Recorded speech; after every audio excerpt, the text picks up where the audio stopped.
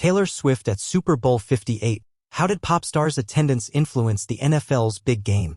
A glamorous romance. A global race against time. A glorious result. Taylor Swift's attendance at Allegiant Stadium in Las Vegas on Sunday was always going to hog the headlines. The world's biggest pop star flew back from her Eras tour in Tokyo on Saturday to watch boyfriend and Kansas City star Travis Kelce in the Super Bowl against the San Francisco 49ers. And in overtime, the Chiefs duly won a dogfight in the desert with Swift's every reaction gobbled up by a hungry press pack. As Kelce was interviewed with the Lombardi Trophy at the end, Swift stood back, allowing him to take the limelight before sharing an embrace, a moment that would be captured around the world. Ever since whispers of their relationship emerged in September, a whole new legion of fans has tuned into American football. For some, it has been the perfect way to introduce an avalanche of newcomers to the National Football League. For others, it has been a sideshow that has only detracted from the real stories on the football field. Her appearance at a memorable Super Bowl 58 will have done little to shift either position. The world's biggest pop star and one of sport's best players. Think David and Victoria Beckham, only with a huge dash of American glitz piled on top. Throughout the autumn, Swift was a regular at Kansas City games, a dream for paparazzi as she stood alongside Kelce's mother and Brittany Mahomes, wife of the Chiefs' transcendent quarterback Patrick. In December, fresh from being named Time magazine's Person of the Year, Swift confirmed she and Kelce were a couple and explained how their relationship had smoothed her way into following football. Two worlds had officially collided. The Swift effect has swelled the sports TV audience, especially among young women, reportedly boosting the brand value of the NFL and the Chiefs by $331 million. £260 million.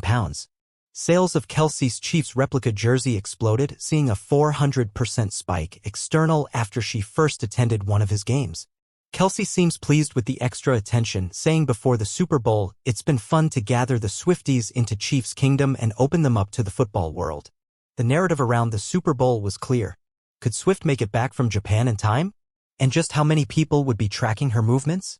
Reports even emerged earlier in the week of Swift's lawyers sending a letter to a university student who posts information about the whereabouts of private planes.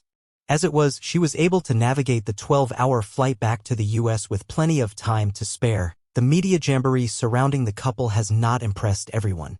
In the lead-up to the Super Bowl, NFL Commissioner Roger Goodell felt compelled to dismiss conspiracy theories around Swift as nonsense.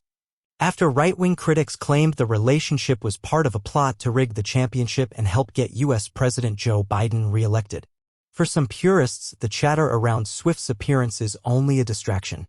In their mind, every TV cutaway, photograph, or mention of Swift's name diverts praise from Mahomes, the NFL's Offensive Player of the Year Christian McCaffrey, and the rest of the stars on the field.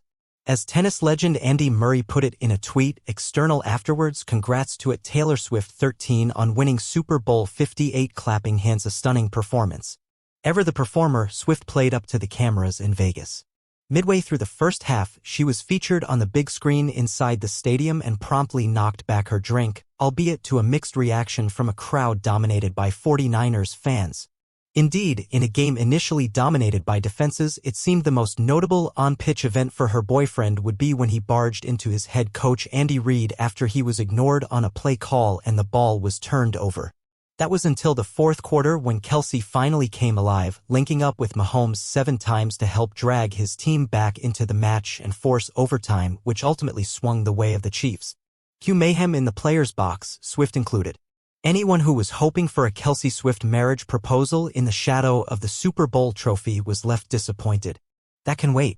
For the new influx of fans, a seesaw match that could have gone either way was a great advert for American football on the field and a precious